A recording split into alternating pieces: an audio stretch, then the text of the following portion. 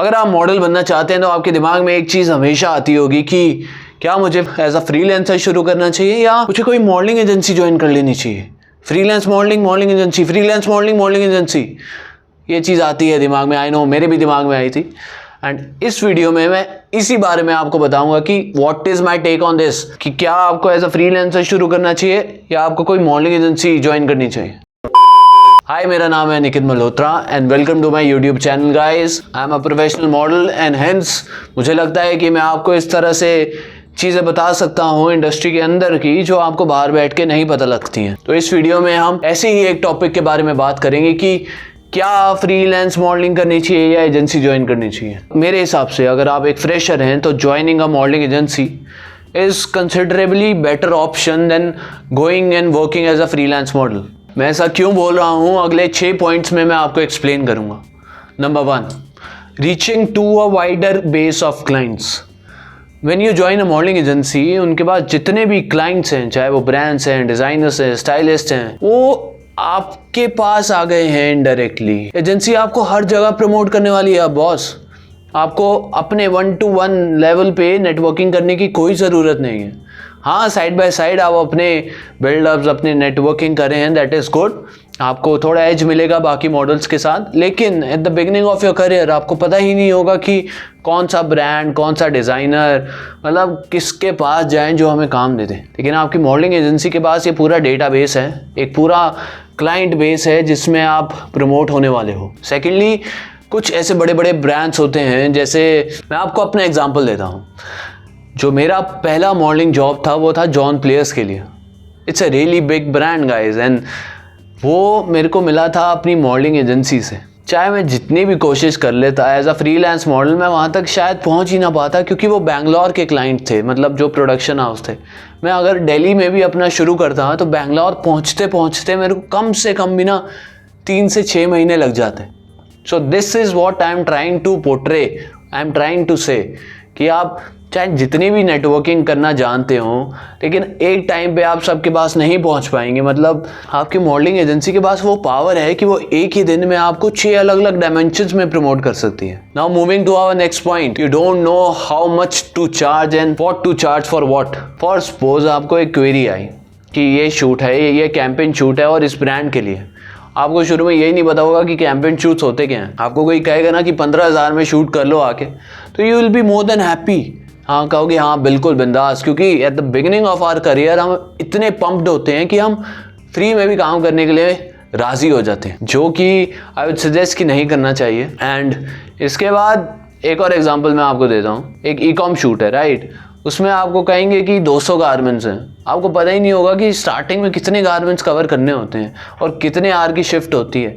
आपसे client double काम करवा लेगा और पैसे चाहे आपको आधे भी ना दे। बट आपकी एजेंसी को पता है कि हाँ, ये नया फेस है तो इसके बजट्स थोड़े से कम रहेंगे, लेकिन what is the minimum wage that you should get and what are the maximum number of hours and what are the maximum number of garments कि आप शूट कर पाएंगे एक दिन में। तो हाँ, आपको अपने बजट्स खुद देने नहीं आएंगे शुरू में, एंड इसलिए भी आपकी मॉडलिंग एजेंसी आपके लिए बहुत ही ज़्यादा ज़रूरी है। Number 3, updating your profile on regular basis.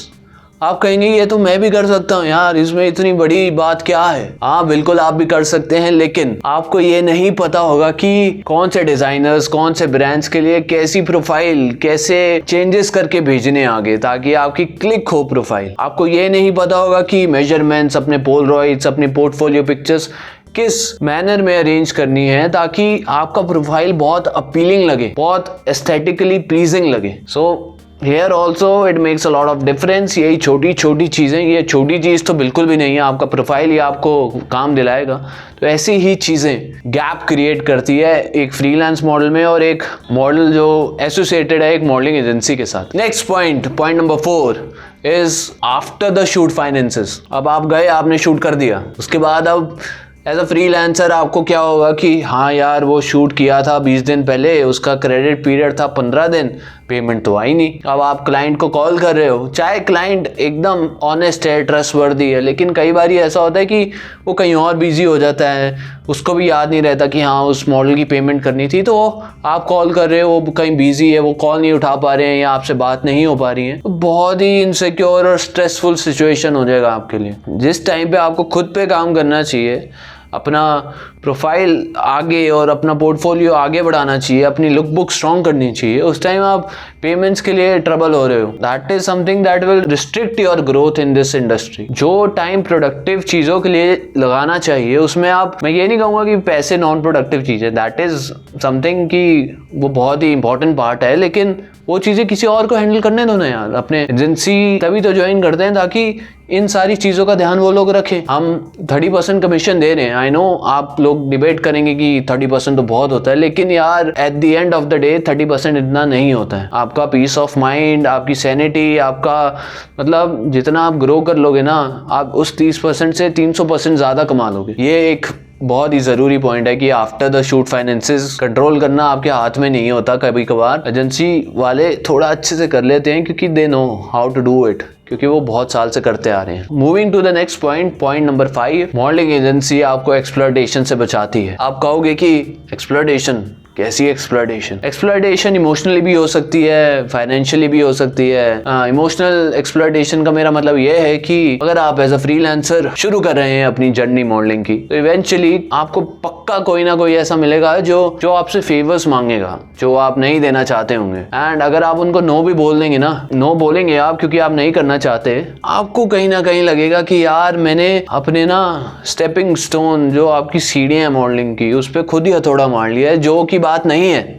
ऐसा नहीं होता है। आपको हर किसी के साथ पहली बात काम करने की ज़रूरत नहीं है। अगर आप 10% लोगों के साथ भी काम कर रहे हैं ना, तो you are doing really well. ठीक है, अब आते हैं वहीं पे इमोशनल एक्सप्लॉयटेशन। एक तो आपने नो बोल दिया, उसके बाद आप खुद ही एक ऐसे स्पेस में आ जाते हैं जहाँ पे आप प्रेशर फील करते हैं, क्योंकि आपको लगता है यार अब सबको नो बोलता रहूँगा, क्या मुझे उनके हिसाब से ही चीज़ें करनी पड़ेंगी जैसा वो कह रहे हैं, क्या मेरे को उनसे मिलना ही पड़ेगा? मिलना इज़ समथिंग एल्स, पर मिलना इज़ समथिंग एल्स। लगेगा कि यार अब क्या करूँ, आप उसी स्ट्रेसफुल सिचुएशन में आएंगे एंड घर वालों का, दोस्तों का, सोसाइटी का प्रेशर कि यार मॉडलिंग कर रहा है, जॉब तो आ नहीं रही है, क्या खाक मॉडल बनेगा तू, ऐसी चीज़ें सुनने को मिलेंगी।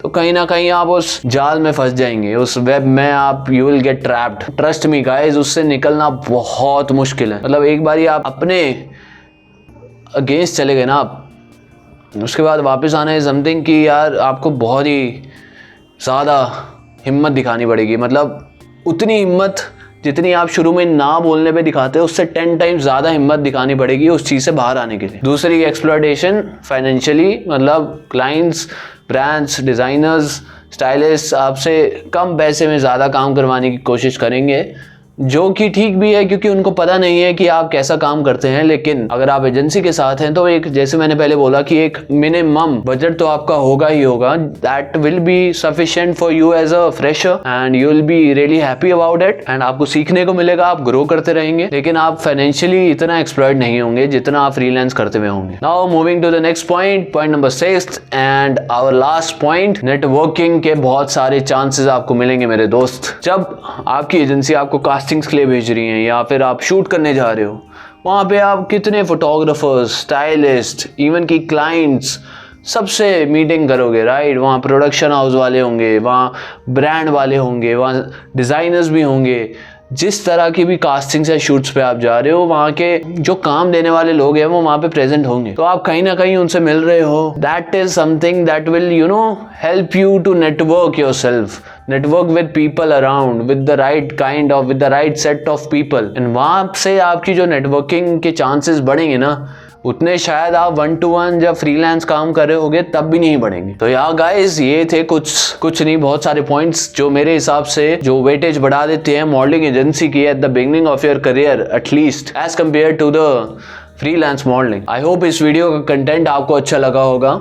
अगर लगा है सीरियसली तो please like the video and जाते जाते चैनल को ज़रूर सब्सक्राइब करें, बेल आइकन को दबाते हुए जाएं ताकि आने वाले सारे वीडियोस का नोटिफिकेशन सबसे पहले आपको मिले। Thank you guys for watching this video, see you in the next video guys.